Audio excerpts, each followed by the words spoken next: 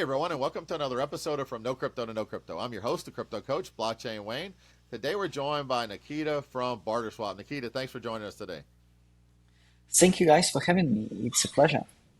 Absolutely, man. Yeah, looking forward to this one. You are a co-founder of Barter Swap, and there's a lot of swap platforms out there, and I want to give you a chance to explain what Barter is, what you guys do, and how you may be different. But Nikita, before we jump into that, I'd love to know more about kind of your background. What did you do if there was a prior to crypto, and what got you into the space if Yeah. there was?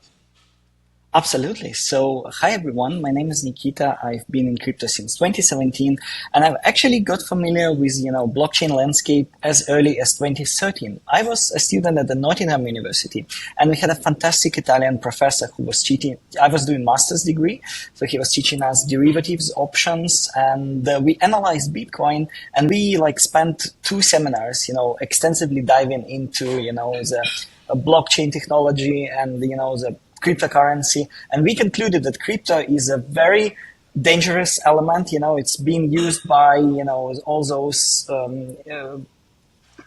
parties, and Bitcoin will never be accepted by institutionals. And like we concluded at the seminars that blockchain is a fantastic technology, but crypto and Bitcoin in particular are really bad, dangerous, and speculative in nature, and we should avoid it. So I lived in this paradigm for 4 years. And every year there would be like a major hack, and it would be all over the news that people lost hundred millions of dollars because like MTGOX went down or something else. And I've always felt like, okay, now people are going to see that, they should not engage with crypto. And I lived with this kind of mindset for 4 years, from 2013 till 2017. And I was investing into stocks. I was working in a TradeFi, and I was, buying and eyeing assets. And then one day I was following a podcast, and there was an announcement that Ethereum market cap surpassed 1 billion. And I was like, how did that happen? Because 6 months ago in 2016, there was a DAO had the chain forked, and I thought it's gonna go down to zero. And I started diving deeper into cryptocurrency, and then I started investing in tokens, and nailed my first job. And I've been full time in crypto since 2017. And my biggest passion in crypto is DeFi. And by 2020, I realized that centralized exchanges, they have tremendous amount of power. You have to beg them to list your coin and engage in with marketing, and overall, a lot of activities centered around trading. And DeFi is the only way to do it in a transparent, permissionless, and secure way. And I joined OneInch. So in January 2020, just before pandemic and before DeFi summer, I joined OneInch as a third employee, just after the two co-founders, Anton and Sergey. And Anton and Sergey, they are both technical, so they needed help with business development, investor relations, and I've been doing that for 3 years already by that time. So I joined and was as chief business development officer at OneInch for 2.5 years. So that's my story until 2022. Oh, nice. Yeah, I'm familiar with One Inch. I use them quite a bit. So definitely understand that. And I think it's important to point out like your whole look for that 4 year period where you were, just glad you stayed out, because of all the hacks and everything. That's everybody, and I think the fact that like initially Bitcoin, right? You have skeptics, oh, stay out of it, it's bad, and then when they hear about Yes. some issue like that, it kind of validates your thought, but then you find out later, wait, it's still alive, it's not dead. Wait, it's stronger than before, and I think that Right. that was kind of that was my progression as well too. It was like when I first dismissed it to the time I got in, it was like, wait, it's still around. People are still building with this, and that's when you realize that there's a lot more to it. Now, any kind of early technology, there's a lot of risk, there's a lot of volatility.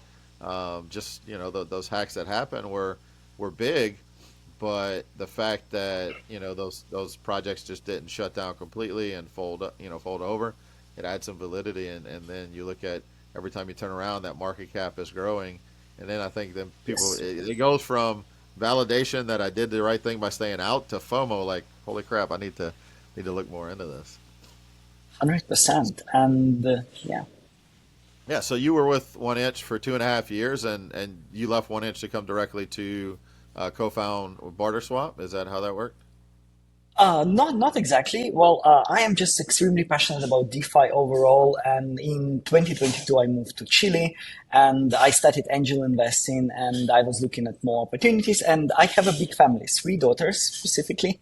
So when we relocated, they required some extra attention. So I stepped down from 1inch. I was angel investing and looking what's hot in DeFi, what's going on. I was advising a few projects, stable coins specifically. And yeah, so intent topic kind of started to gain momentum by the end of 2022, early 2023. And, I've met great technical guys and we decided to, co-found Barter. So Barter started as a solver on CowSwap. And CowSwap is a fantastic platform. They they, they have like the biggest amount of solvers on the market, and meaning that the user almost certainly gets the best possible price that's available on chain. And those solvers vary from different market makers to like algorithmic trading projects like ours. And yeah, well, we saw that we have a really good team and a good approach. So let's dive firstly what a solver is. So solver is an interesting mix between market maker, any researcher, and an aggregator. So just like market maker, it needs to hold some inventory in order to facilitate, some orders.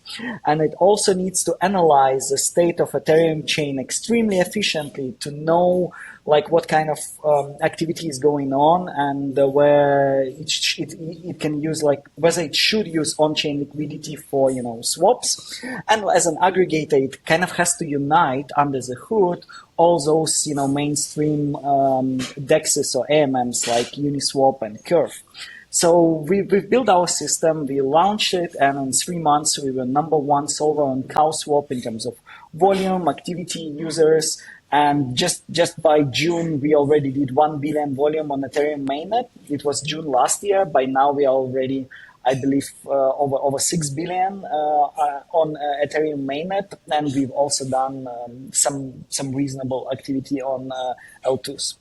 So yeah, this is currently what we do. Our biggest difference is that we don't really have our own front end, and we are trying to empower intent platforms like CowSwap, Uniswap X, Bebop, and provide like act as an invisible hand of the market. So a lot of users, they might not even know that we are the one who process their transactions, and we are doing it on the back.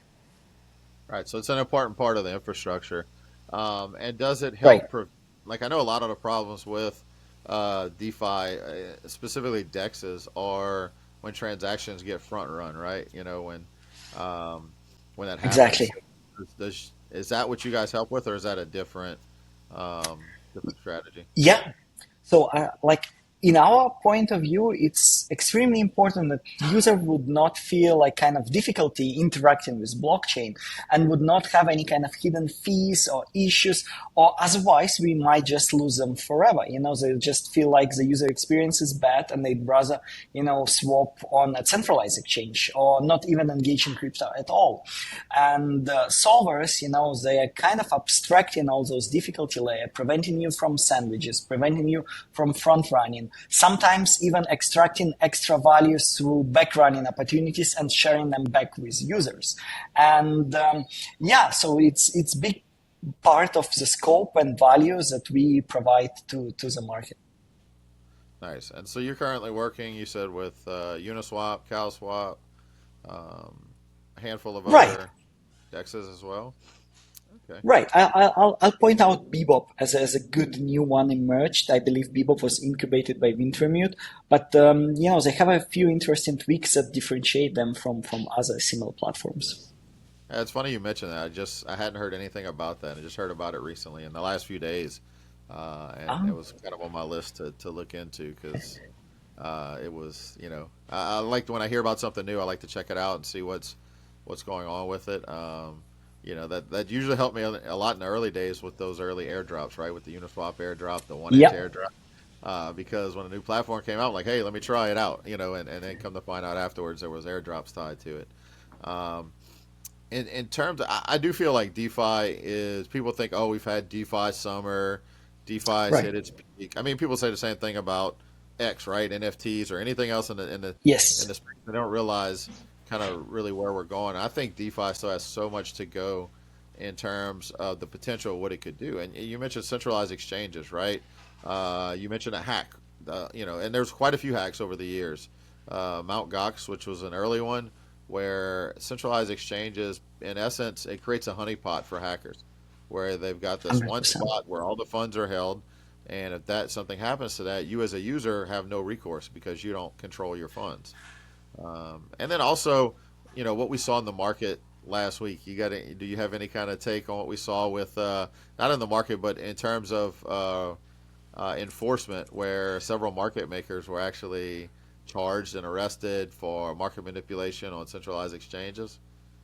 Yeah, I mean, like that's the biggest issue with centralized exchanges from my point of view, because we have no visibility to what's going on, and like we don't even need to look at the recent precedent, but just a few years ago when FTX, was using user funds for trading and other activity, it was kind of crazy, and there are no. It's impossible on a technological level to build mechanism that kind of prevent users from those risks and threats. With recent one with the market makers, I think it was really straightforward. Those were very similar issues to, for example, what's been happening on a traditional markets, or what we can see in the movies like Wolf of Wall Street. Because the biggest, I believe, the punishment and why, the Stratton Oakman company like went down is because they've engaged into schemes, kind of like pump and dump, when you buy those kind of micro assets and you make them big and sell them to users, and just generating huge fees from commission and stuff. So those market makers were quite notorious in the space for doing activity like that. And that's why, for example, we as a solver trying to rely on publicly available on-chain assets on AMMs like Uniswap and Curve in 99% of all our routes or trading activity, because technically like anyone can interact with them. It's publicly available. It has mostly like clean liquidity, and there is like no kind of shenanigans or pricing games that can be played. Gotcha. Yeah, so everything's a lot more transparent, open. So it's not just what I was mentioning in terms of the counterparty risk. It's those risks that you don't really know what's happening, is that trading volume organic, or is it just the typical pump and dump where someone's just in the background manipulating the price up so they can suck in buyers and then sell at the top, dump on them, create those pump and dumps. So that's Right. important. There's different risk with each type of asset and how you trade that asset, whether it's centralized exchange, decentralized exchange.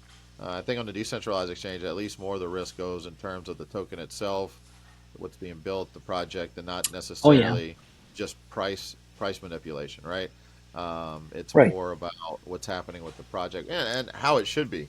I've always said like the biggest problem is a lot of the teams and projects that are building real great solutions that's going to solve problems in the world. The market's really not rewarding them.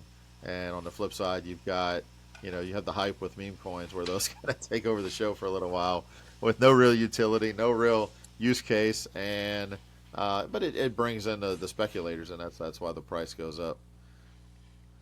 Yeah, I mean, I think if users would have more visibility in terms of what's happening in DeFi world and would see, for example, I want to buy an asset and I see that a lot of people are, for example, that Uniswap token has more token holders than some kind of other AMM token, and that liquidity is really stable and people buying it out, and maybe someone would want to join. And also, if people would see what they can do with their tokens beyond just buying them and holding them, but actually use them in a meaningful way. So I think we are seeing a healthy progress towards it. MakerDAO with the recent migration to like Sky and the ability to stake and generate some kind of passive income, yield, govern, the platform and actually have a vote. Those kinds of are still important and still early. So while we've had DeFi summer, I think DeFi haven't yet fulfilled its promise of, better, more resilient and efficient system, but I am absolutely certain we'll have it in 3 or 5 years from now. Absolutely. And do you think? And this is kind of a conversation I had in Singapore recently at Token 2049. We had a panel Nice. discussion around DeFi, and I think a big roadblock for your everyday users to really understand all the different aspects of DeFi.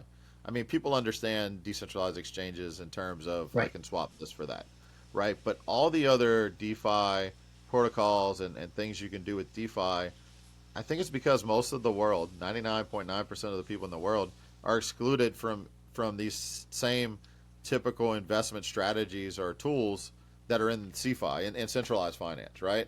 So if you don't understand what some of these things are in terms of derivatives and other things in terms of centralized finance, when you have a DeFi version of that, there's an education process along the way, and I think that's why people, their whole scope of DeFi is staking and swapping on a DEX, and that's all they think about when it comes to DeFi.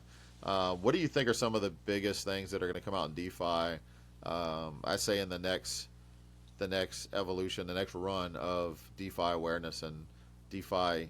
I guess DeFi 2.0, I would call it. I don't know what you guys would Yeah. call it, but that's what I'm thinking.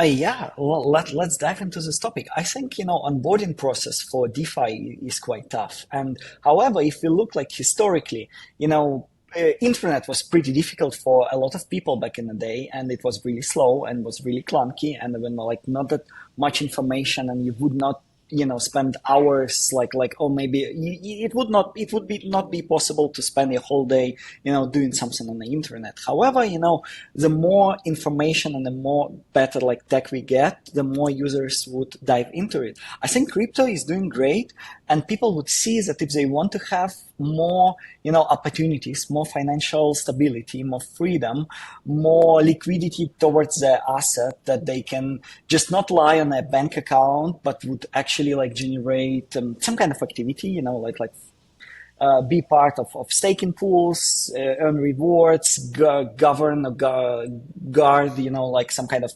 small blockchains. The more people would be open to, download wallets, install necessary, apps, and engage with them. The biggest breakthroughs in DeFi I see is intense. And we have a lot of new L2s or intent specific platforms or even like trading platforms that are being launched. I guess like the biggest one that majority of people are excited would be Anoma, Essentials, maybe Suave by Flashbots. Also, Suave is a complex topic that's has a lot of various parts to it, from like block building to just whole MEVs, the transaction supply chain. But when we kind of go from deterministic approach where I want to sell my ETH for for some kind of meme token on Uniswap, when we move that to I want to sell my ETH for like a certain amount of money and then deposit it into Aave, and then someone else does all of it and bundles it together and provides the best possible rate. I think people are going to feel that crypto has become a lot easier and a lot more efficient. And at the same time, we still like we are our company, we monitor every like things that's going on in DeFi, because we need to analyze, the state of chains and the, competitiveness of different, pools and liquidity sources. And still, like almost in every block, there would be a user who would buy ETH for, let's say, $2,500, and there would be another user in the same block that would pay like 10 or 20 or even like $50 more for the same amount of ETH. And that's kind of crazy because it creates inefficiencies. It harms the end user, and it kind of it's probably profitable for some parties, it's profitable for bots, but we are losing people in the long run, which is really sad for the whole industry. And solver system like ours are kind of built to avoid all of that and minimize those slippages and efficiencies and MEV value leakage towards users. Yeah. I like that because one of the things I've always said, and actually, funny, back to that same topic I was talking about, that panel in Singapore. So I participated in a DeFi panel and a blockchain gaming panel. And the similar message that was brought up in both cases was the user experience, right? And that's kind of what you mentioned.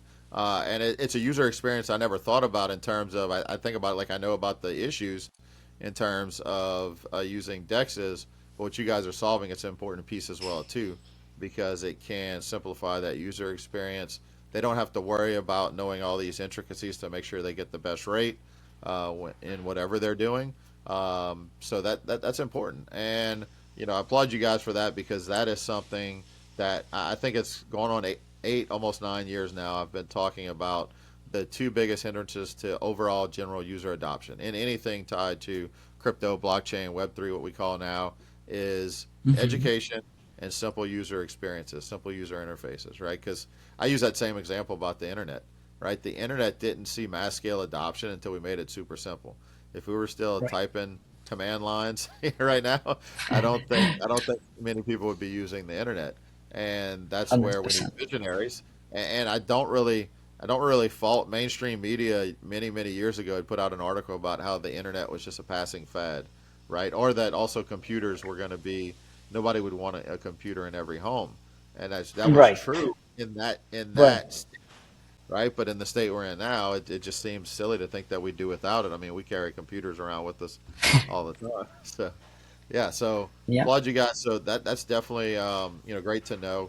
Another news that just broke recently was, and you said you guys work with Uniswap. So, and you mentioned earlier about all these new layer twos that are coming out. Uniswap launched its own layer two, what, in the last few days, I believe. Yes. Massive news. We are extremely excited. Inside our team, we have a strong upchain thesis. We feel like upchain should be a way to go.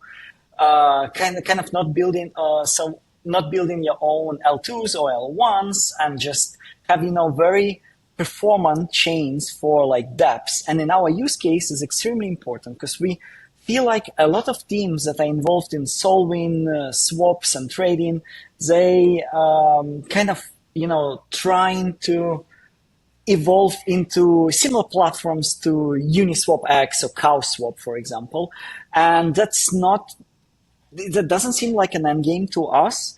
And instead, it like we don't need 100 similar platforms for trading with different interfaces and the same kind of engines on the back. But what we are trying to do internally, and we are spending a lot of times researching up chains and how it can be done, in order to find a way to decentralize routing and make sure whenever like our system routes to Uniswap, Curve, or combines liquidity from balancer and different kind of other liquidity sources, that users can verify that we provide them the best possible rate, and they see that it was done in the like from the best intentions from our side.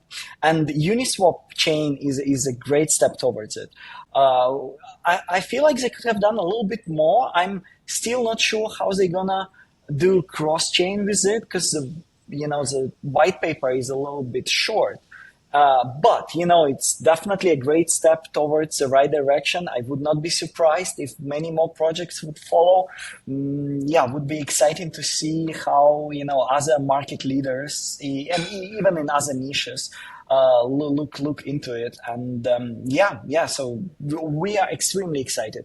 As soon as Uniswap X connects to Unichain, we'll probably like migrate and connect to the system instantaneously. Gotcha. Yeah, looking forward to see how that develops. That was definitely, I guess, some of the top news recently. The market seems to like it, at least in the short term. We've seen Oh their yeah. their token price go up. But yeah, same as you, I'm also interested to see how they're able to execute those cross chain swaps and cross chain actions, like they said in the press release and in the white paper. Right. So I guess we'll see more there. But and so you think that their chain is going to be more of like a utility chain that's just specifically for DeFi. It's not going to be this general ecosystem where people launch all kind of projects on it, right? Is that kind of what you're thinking? So I think it should be the way to go, but they might have a different vision. They might want to, onboard and try to, invite all the dApps from other chains. I am very curious about the timing of the announcement because UniV4 is supposed to go live really soon. One of my team members participated recently in a hackathon, and he actually they called it Hookathon, and it was organized by Uniswap Foundation, and we actually won it. We've got one of the like top prizes. We've built a hook for UniV4, and I'd expect them to announce it, the Unichain, after UniV4 is up and running. And UniV4 is another like big and interesting thing that they have in development. But what's interesting to me is that UniV4 kind of worsens liquidity fragmentation problem on chain, because right now every hook acts as an individual DEX that solvers or aggregators or just even bots have to manually connect to the system in order to interact with it, and it would take a lot more time. I'm just curious how UniV4 is going to go live and what kind of traction we'll see, and whether it would provide whether on-chain liquidity would become a bit more competitive against market makers. Because if we look at Uniswap X, over 50% of order flow goes directly to market makers, big guys like Toka Labs, Wintermute, SCP, facilitating majority of order flows there. So yeah, I wonder why they timed their launch for an announcement of Unichain that way. Yeah. I guess we'll find out soon enough, right? We'll get to see the full picture. So interesting to see that. Nikita, it's been a pleasure talking to you today about all you guys are doing. I think it's important, even though you're kind of behind the scenes in the background of, most people are maybe using Barter's technology and not even realize it. But it's an important piece, and it's an important piece in solving that. So that's why I'm glad I was able to bring you on today and share this. If people want to follow the updates and development of what's going on with you guys in Barter Swap, how can they follow you? What's the best place? Twitter is the best place. That's kind of the only channel we have. And every now and then we post some interesting research updates there. Like, for example, on Coincidence of Once we did some time ago, and how we can unite, all, instead of just connecting liquidity sources and AMMs, if I want to sell one ETH and maybe you, Wayne, want to buy one ETH, if we match those orders together, we can achieve, an equilibrium price that market makers cannot, reach, and then make DeFi even more efficient. And this is a big thesis and topics that we have of uniting, various order flows that originate on different platforms and different trading venues. Oh, that'd be interesting. I'd love to see that. I mean, building, you guys are building trust through transparency and also focusing on the end user, which is important, right? If we just build a platform that's great for institutions to use and they move their money from CeFi to DeFi, these big institutions, that may look like user adoption, but I think true user adoption is when anybody and everybody can individually act and feel confident and comfortable acting as if they're their own investor, their own broker, whatever you want to call it. Every individual, no matter where they are, can utilize it. So great job to you and your team, what you guys are building. Definitely, if you're listening, make sure to follow them. Barterswap.xyz is the website. If you want to link directly to their socials from there, you can do that. Any final words, Nikita, before we wrap up? Well, thank you so much for having me. It's been an absolute pleasure. I'm looking forward to, more people trading and interacting with DeFi instead of choosing centralized platforms. And if you have any questions, just in general, our team is always happy to answer. And thanks again for having me. Absolutely. Thanks again for joining us. Thanks, everybody, for listening, and we will catch you on the next episode. Take care, everybody. Take care, everyone. Bye-bye.